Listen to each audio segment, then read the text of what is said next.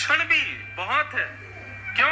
हमारे शास्त्रों में कहा जाता है जीवन भर भले ही पाप किया हो व्यक्ति ने, लेकिन यदि वो अंतिम श्वास लेते समय भगवान नाम गा ले, अंतिम श्वास निकल रही और उसी समय उसके मुख से निकल जाए जगन्नाथ और बस प्राण निकल गए, फिर उसके जीवन के सारे गिले शिकवे माफ हो जाते हैं, वो सीधे वैकुंठ ही जाता है। लेकिन ये सुनने में जितना आसान लग रहा है ना, प्रैक्टिकली उतना ही कठिन है। जन्म जन्म मुनि जतन कराही, किसके लिए जतन करते हैं जन्म जन्म मुनि? अंत राम कहीं आवत नहीं।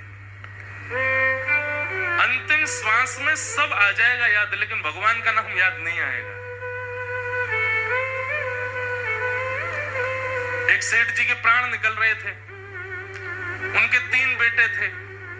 अच्छा, प्राण जब सहज प्राण निकलते हैं ना, अपनी आयु पूर्ण करके जब व्यक्ति प्राण त्यागता है 80-90 के बाद, तो क्या होता है? कंठे घुर घुरायते, कंठ में घुर घुर आवाज होती है जब प्राण निकलने वाले होते हैं। उनका कंठ घुर घुर आवाज कर रहा था, तो बेटा बोला, पिताजी पिताजी आप प्राण मत त्यागिए। पिताजी कुछ हाथ हिला रहे थे, तो बच्चों ने सोचा पिताजी शायद अब मृत्यु आ गई है, तो उस जाने से पहले बंटवारा करना चाहते हैं कि भाई प्रॉपर्टी आदि इसकी, इतनी संपत्ति उसकी, इतनी उसकी। बोलिए पिताजी कितना किसके बट में? और कंठ से तो गुर्र गुर्र आवाज निकले, तो बच्चे बोले क्या करें पिताजी, स्पष्ट तो बोले नहीं पा रहे। एक वैद्य के पास गए, वैद्य से जाकर के कहा कि हमारे पिताजी के प्राण निकलने वाले हैं, गुर्र गुर्र आवाज हो रही है। वैद्य जी बोले मेरे पास एक औषधि तो है, वो औषधि मैं दे दूंगा तो उनका गला साफ हो जाएगा। बेटे बोले आप चलो ना औषधि दे दो। बोले लेकिन महंगी है बहुत। बोले कितनी महंगी है? बोले इतने लाख रुपए की है।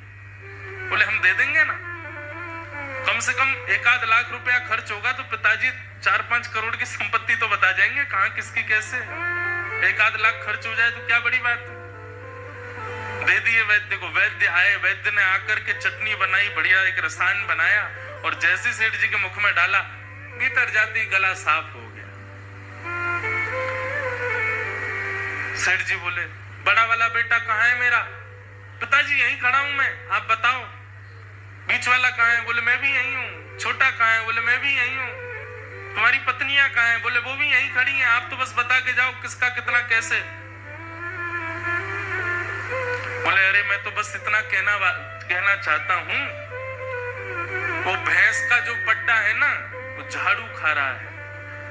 तुम एक झाड़ू नहीं संभाल पा रहे हो, संपत्ति क्या संभालोगे? और झाड़ू पट्टा झाड़ू पट्टा झाड़ू पट्टा बोलते बोलते प्राण निकल गए। और ये बात जितनी आसान, जितनी हंसी की, जितनी हास्यपद लग रही है ना, उतनी ही सत्य है। व्यक्ति का जब अंतिम क्षण आता है वो विवेक शून्य हो जाता है, और उस समय वो चाह करके भी जगन्नाथ जी को बोल नहीं पाएगा, नाम याद कर नहीं पाएगा। सोचो, लाखों रुपए का रसायन लेकर के भी थोड़े क्षण के लिए गला साफ हुआ, भगवान नाम गा लिया होता तो कृपा हो जाती, लेकिन नहीं, विषय ही याद आता है।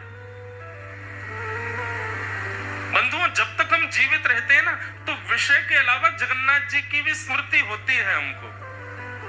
आप लोगों को बहुत इजी लगता है, संसार के लोगों को बहुत इजी लगता है, ठीक है हम क्लब जाते हैं, हम गलत काम करते हैं, हम ये करते हैं, हम वो करते हैं, हम उल्टे सीधे वस्तु खाते हैं, किसी के साथ छल करते हैं, कपट करते हैं, लेकिन हम जगन्नाथ जी को याद भी करते हैं, हम बीच बीच में भक्ति भी करते हैं। परंतु जब अंतिम क्षण आएगा ना, तो जितने विषय भोगे हैं वही याद आएंगे, जगन्नाथ जी याद नहीं आएंगे। ये अंतिम समय की ये नीति है, ये रीति है।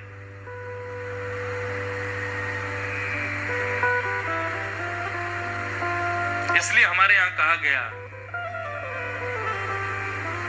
काम करते चलो, नाम रटते चलो, हर समय कृष्ण का ध्यान धरते चलो, मुरली वाले को मन से रिझाते चलो, कृष्ण गोविंद गोपाल गाते चलो। हर क्षण याद करो श्याम सुंदर को, हर क्षण उनकी स्मृति बनी रहे हमारे दिमाग में। चलते फिरते उठते बैठते खाते पीते हर समय ठाकुर जी को याद करो। हम नहीं कहते घर परिवार छोड़ो, भाई छोड़ना नहीं है, हम खुद घर परिवार वाले, पर हर स्थिति में भगवत स्मरण रखो, जगन्नाथ जी को याद रखो, उनकी स्मृति रखो अपने चित्त में। बस उसका प्रभाव क्या होगा, जीवन भर जो ठाकुर जी को याद रखता है ना, तो अंतिम समय में तो बहुत कठिन है कि भगवान की याद आ जाए, पर जीवन भर जिसने जगन्नाथ जी को याद किया हो, ऐसा व्यक्ति जब अपने प्राण त्यागता है तो जगन्नाथ जी उसको याद कर लेते हैं, जगन्नाथ जी की स्मृति में वो आ जाता है। और सोचो, जगन्नाथ जी जिसको याद कर लें, हम जगन्नाथ जी को याद करते हैं, जगन्नाथ जी हमको याद कर लें। हम प्रधानमंत्री से मिलने जा रहे हैं और एक बात है, प्रधानमंत्री हमसे मिलने आ रहा है, दोनों में कितनी बड़ी अंतर है। जगन्नाथ जी की स्मृति में हमारा नाम आ जाए, हम उनकी स्मृति में पहुंच जाएं, उसी के लिए तो भक्ति है। लाखों लोग जाते हैं लेकिन जगन्नाथ जी साल्वेग को याद करते हैं। हजारों लोग श्रीनाथ जी का दर्शन करते हैं लेकिन श्रीनाथ जी सूरदास, कुम्मनदास, कृष्णदास इनको याद करते हैं। द्वारिका में लाखों लोगों की भीड़ जाती है, पर द्वारिकाधीश के चित्त में तो मीराबाई विराज रही है। हमारे चित्त में भगवान बैठे। भक्ति केवल यहीं तक सीमित नहीं, अपनी भक्ति से आप ठाकुर जी के चित्त में बैठो, ठाकुर जी के चित्त में हम विराज जाएं। मेरा सुमिरन हरि करें, मैं पावा विश्राम। मैं हरि का सुमिरन करूं, ये तो प्रारंभिक स्थिति है, लेकिन करते करते करते स्थिति हो जाए मेरा सुमिरन हरि करे, मैं पावा विश्राम। और वो कब संभव है, जब जीवन पर्यंत और खास करके बाल्यावस्था से भगवत स्मृति की हो।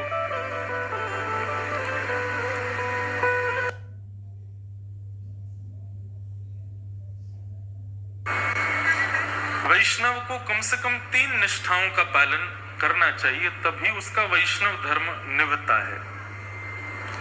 सबसे पहला नाम निष्ठा, ठाकुर जी के नाम के प्रति निष्ठा। नाम जप नित्य किया करें।